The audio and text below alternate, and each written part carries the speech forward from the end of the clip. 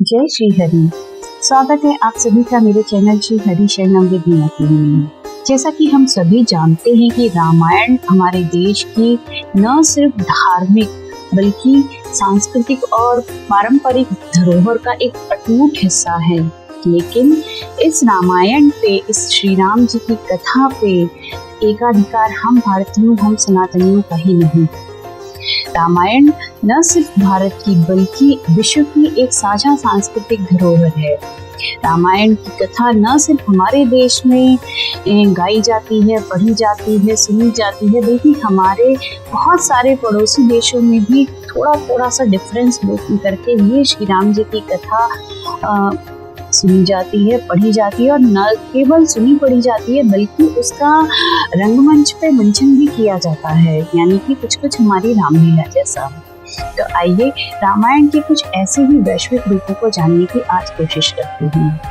अब जब बात रामायण की है तो शुरुआत तो मैं अपने ही देश से करूंगी। हमारे देश की रामायण का जो सबसे पुराना वर्जन है वो वाल्मीकि रामायण है और वाल्मीकि रामायण के लिखे जाने की सही तिथि शायद किसी को भी पता नहीं है। किसी को भी इस बारे में टिप्पणी करना उचित नहीं होगा। हालांकि कुछ विद्वान इसकी तिथि 4वीं-5वीं ईसा पूर्व शताब्दी में कहते हैं, पर इस मुद्दे को अभी छोड़ के हम राम कथा पे ही कंसंट्रेट करते हैं। वाल्मीकि रामायण लगभग 24,000 श्लोकों से मिलकर बनी है और 7 कांडों में विभाजित है, यानी कि बालकांड, अयोध्या कांड, अरण्य कांड, किष्किंधा कांड, सुंदरकांड, युद्धकांड और उत्तरकांड। लेकिन वाल्मीकि रामायण में और रामचरितमानस में एक जो बड़ा बेसिक सा फर्क ये है कि वाल्मीकि रामायण श्री राम जी को एक अवतार के रूप में नहीं देखती है, वो उनको पोर्ट्रे करती है एक बहुत ही योग्य पुरुष, बहुत योग्य राजा और बहुत ही योग्य पुत्र। तो जो मर्यादा की सीमाएं हैं, मर्यादा की जो एक बेंचमार्क निर्धारित किया गया, उसमें वाल्मीकि रामायण का बड़ा योगदान है। रामचरितमानस 16वीं शताब्दी में तुलसीदास जी द्वारा लिखी गई अवधी भाषा में लिखी होने के कारण इसका जनमानस में इसकी लोकप्रियता अटूट है। और आप देखिए कि किसी भी कवि के लिए, किसी भी भक्त के लिए इससे बढ़ के कोई और सम्मान की बात हो ही नहीं सकती है कि एक रचना जिसे तुलसीदास जी ने स्वांतः सुखाय लिखा है, यानी अपनी प्रसन्नता के लिए लिखा है, अपने आनंद के लिए लिखा है, किसी और के लिए नहीं लिखा, वो हमारे धर्म, हमारी सनातनी परंपरा, सनातन धर्म की एक तरीके से खासतौर पे हिंदी भाषी सनातनियों के लिए रामचरितमानस उनकी आस्था का एक बैकबोन बन जाता है। रामचरितमानस का प्रभाव उत्तर भारत की परंपराओं पे, उत्तर भारत के विश्वास में, उनकी आस्था, उनके धर्म पे और उनके पूजा पद्धति पे बहुत अधिक है। कहते हैं कि उत्तर भारत में जो रामलीला की परंपरा है, ये रामचरितमानस की रचना उसके पठन पाठन के बाद ही शुरू हुई है। रामचरितमानस करोड़ों भारतीयों के लिए श्री राम में उनकी श्रद्धा का, उनकी आस्था का एक प्रतीक बन चुका है। तो अब बात शुरू करते हैं रामायण के वैश्विक रूपों की। चलिए शुरुआत करते हैं थाईलैंड से। थाईलैंड में हमारी रामायण जो है वो रामाकियन के नाम से जानी जाती है। रामाकियन थाईलैंड की संस्कृति का एक बहुत ही अटूट हिस्सा है और रामाकियन शब्द का जो थाई भाषा में मतलब होता है, उसका मतलब होता है कि श्री राम की महागाथा। रामाकियन के जो लिखने की का जो समय है वो रामचरितमानस से भी पहले का है और ये मूलतः वाल्मीकि रामायण पे बेस्ड है। रामाकियन में श्री राम को फ्राराम, माता सीता को नांग सीधा, रावण को तोसाकान कहा गया है। श्री राम जी, सीता जी और लक्ष्मण जी के जो चरित्र हैं वो काफी हद तक वही हैं जो हमारी ओरिजिनल रामायण में है, लेकिन हनुमान जी का जो कैरेक्टर है, हनुमान जी का जो रोल है वो रामाकियन में बहुत उतना धीर गंभीर नहीं है। वो बहादुर है, बहुत पराक्रमी है, लेकिन उसका अंदाज थोड़ा सा हल्का फुल्का है, यानी कि थाई रामायण में हनुमान जी उतनी धीर गंभीर नहीं है, थोड़े से मस्त मौला हैं। रामाकियन की एक खास बात यह है कि इसमें जो रामायण की कहानी है उसमें बहुत सारे जो थाईलैंड का ओरिजिनल कल्चर है उसके भी बहुत सारे तत्वों को शामिल किया गया है और खास तौर पे उनका जो रंगमंच है, उनका जो ड्रामा है, उसकी शैली को भी इसमें अपनाया गया है। बैंकॉक के बहुत फेमस ग्रैंड पैलेस में पूरी रामाकियन की कहानी को दीवारों पे चित्र बना के यानी भित्ति चित्र के रूप में प्रदर्शित किया गया है। रामाकियन थाईलैंड की संस्कृति का एक अटूट हिस्सा है। रामाकियन थाईलैंड की सिर्फ एकमात्र धार्मिक कथा नहीं है, बल्कि ये उनकी संस्कृति का भी एक अटूट हिस्सा है। श्री राम जी को एक आदर्श राजा के रूप में दिखाया गया है। वहाँ पे श्री राम सिर्फ एक राजा नहीं है, बल्कि उनकी नैतिकता, उनके कर्तव्य और उनको एक साहस के प्रतीक के रूप में देखा गया है। उनको एक आदर्श के रूप में पोर्ट्रे किया गया है, बिल्कुल वैसे ही जैसे हमारे यहाँ वाल्मीकि रामायण में किया गया है। थाईलैंड में रामाकियन को उनकी जो रॉयल फैमिली है उसका बहुत ज़्यादा प्रोटेक्शन मिला हुआ है। उन्होंने रामाकियन के प्रचार में, प्रसार में और उसको थाईलैंड के कल्चर में जिंदा रखने में बहुत बड़ा योगदान दिया है। अगली रामायण की जो बात करेंगे वो है म्यांमार। म्यांमार में रामायण को कहा जाता है यामा ज़त दाव। यामा ज़त दाव भी रामाकियन की तरह ही वाल्मीकि रामायण से प्रेरित है, बल्कि इसके काफ़ी सारे एलिमेंट्स ऐसे भी हैं जो रामाकियन से ही डायरेक्टली उठाए गए हैं। यहाँ पे भी हनुमान जी का जो कैरेक्टर है ये उतना धीर गंभीर नहीं है, साहसी बहुत है, बहादुर बहुत है, लेकिन उनके साहस को, उनकी बहादुरी को थोड़ा सा वहाँ का जो ड्रामा है उससे इंस्पायर होके दिखाया गया है। बर्मीज रामायण की एक बहुत खास बात यह है कि इसमें रामायण के साथ साथ उनकी बुद्धिस्ट मान्यताओं का भी एक संगम देखने को मिलता है। यानी कि जो बुद्धिस्ट वैल्यूज हैं, जो बुद्ध भगवान की शिक्षाएं हैं, उनको भी रामायण में श्री राम के थ्रू दिखाया गया है। तो ये एक बहुत बढ़िया कल्चरल समागम का उदाहरण है हमारे देश और हमारी पड़ोसी संस्कृतियों के बीच में। यामा ज़त दाव का अगर शाब्दिक अनुवाद किया जाए तो इसका मतलब होता है राम का नाटक।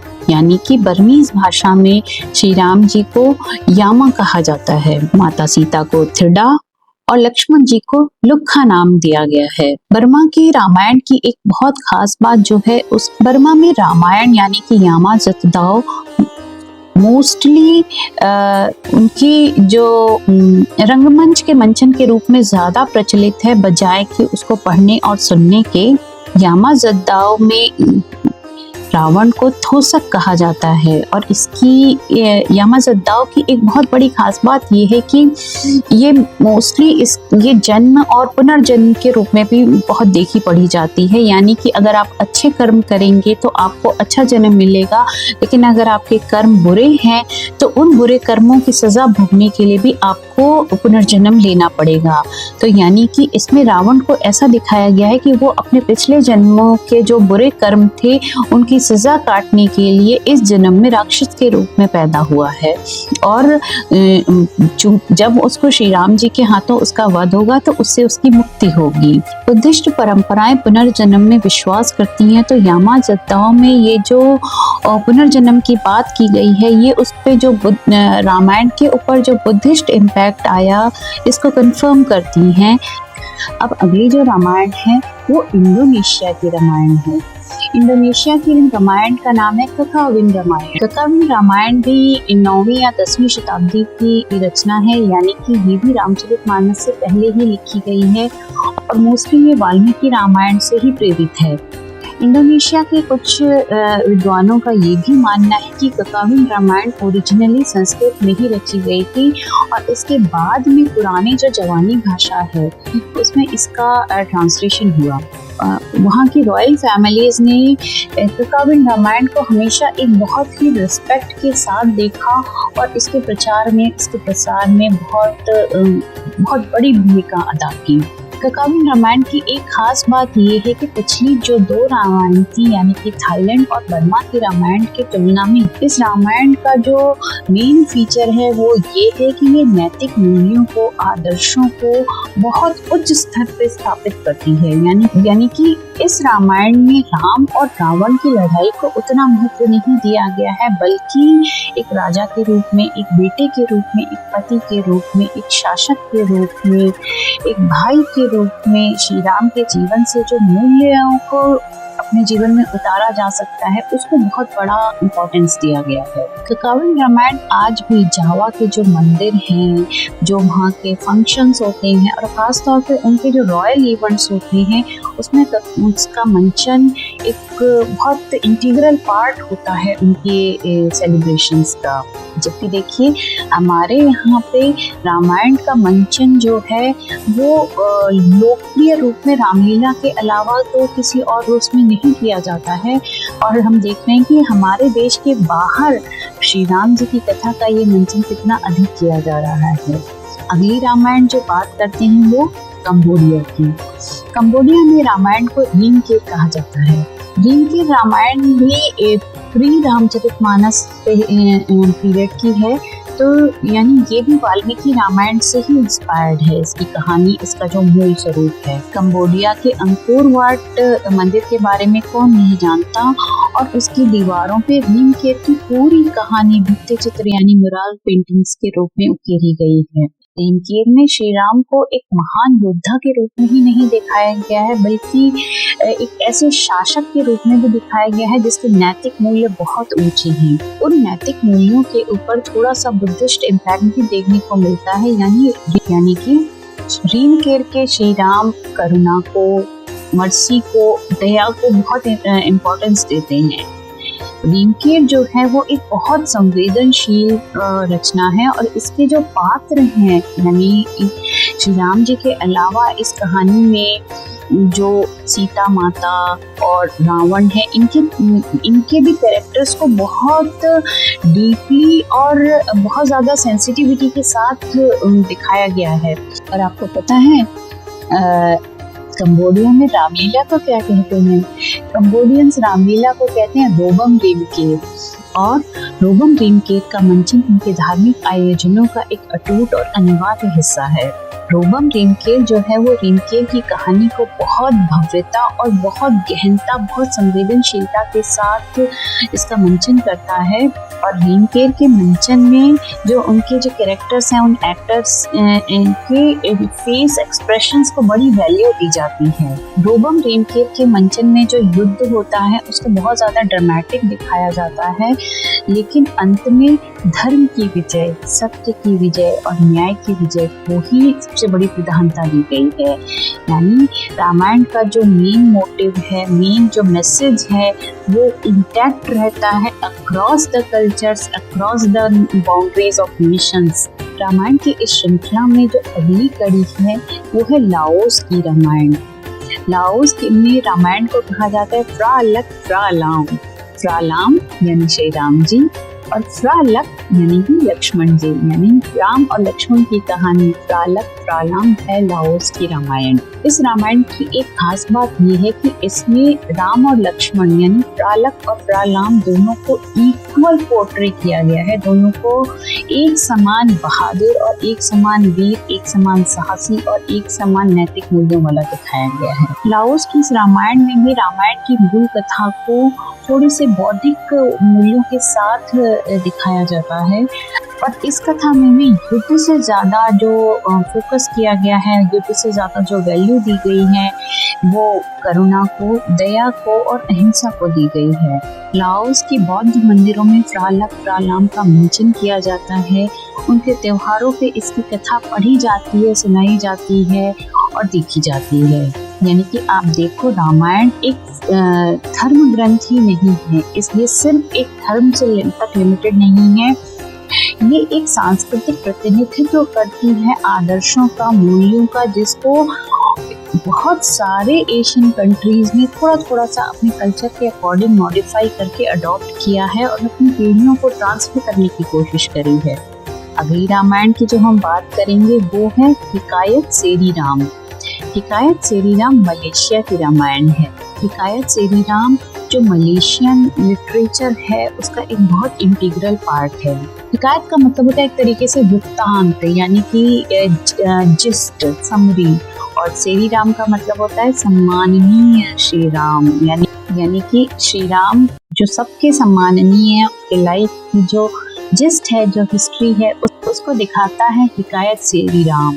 यानी मलेशियन रामायण। वैसे तो हिकायत श्री राम में राम, लक्ष्मण जी और सीता जी लगभग भारतीय रामायण की तरह ही हैं, लेकिन इस पे थोड़ा सा इस्लाम का भी असर देखने को मिलता है। यानी कि श्री राम जी एक न्यायप्रिय, एक बहुत बहादुर राजा हैं जो ईश्वर की आज्ञा से धर्म की स्थापना करते हैं। हनुमान जी को यहाँ पे हनुमान साहिब कहा गया है और वो श्री राम के प्रति पूरी तरीके से समर्पित हैं, बहुत साहसी हैं और बहुत बहादुर योद्धा हैं। हिकायत श्री राम की एक बहुत खास बात ये है कि उस पे लोकल जो मलेशियन कल्चर था उसका बहुत बड़ा इम्पैक्ट। हिकायत श्री राम में जो फरिश्ते हैं उनकी भी बात की गई है, उनको भी दिखाया गया है। यानी कि ये राम, हमारी जो मूल रामायण है उसके ऊपर थोड़ा सा इस्लामिक कल्चर का इफेक्ट हिकायत श्री राम में देखने को मिलता है। लेकिन एक खास बात जो हिकायत श्री राम को इस्लामिक इम्पैक्ट से अलग करी करती है वो ये है कि हिकायत श्री राम का भी बहुत ज़्यादा थिएटर के रूप में मंचन होता है, एक ड्रामा के रूप में भी वो वहाँ पे हिकायत श्री राम को दिखाने की बड़ी परंपरा है। और इस्लामिक इम्पैक्ट होने के बावजूद भी जो रामायण का मूल तत्व है, यानी कि श्री राम का जन्म, उनकी शिक्षा दीक्षा, उनका विवाह, उनका वन जाना, सीता माता का अपहरण होना, श्री राम के द्वारा रावण का वध होना और श्री राम जी की अयोध्या वापसी जैसे जो मूल तत्व हैं वो हिकायत श्री राम में वैसे ही है जैसे कि वाल्मीकि रामायण में थे। अगली रामायण जिसकी बात करेंगे उसका नाम है महारादिया लवाना। ये है फिलीपींस की रामायण। महारादिया लवानिया मोस्टली फिलीपींस की एक लोक कथा के रूप में जानी जाती है और इसका जो संरक्षण है वो मौखिक रूप से कहानियां सुनाकर ज्यादा रखा गया है, यानी लिखित रूप में इसका थोड़ा सा कम प्रचलन है। महारादिया का अर्थ होता है राजा। राजा यहाँ पे श्री राम है और लवानिया वहाँ की लोक कथा में रावण जैसे एक राक्षस का नाम है, यानी ये भी राम और रावण की कहानी है।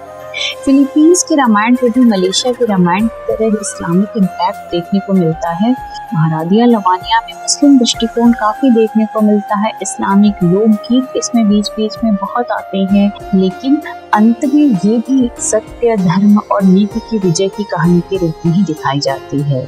हालांकि सीधे से इसमें राम का नाम तो नहीं आता है, फिर भी जो मूल तत्व है, मूल सार है वो रामायण का ही है इस कहानी में भी। तो देखिए रामायण की जो मूल आत्मा है, जो रामायण का सबसे बड़ा सच है कि धर्म की विजय, स्त्री की रक्षा, स्त्री का सम्मान और पाप का, असत्य का नाश, वो सारी ज्योग्राफिकल बाउंड्रीज को क्रॉस करके भी अलग अलग कल्चर्स में जाके भी वो इंटैक्ट रहा।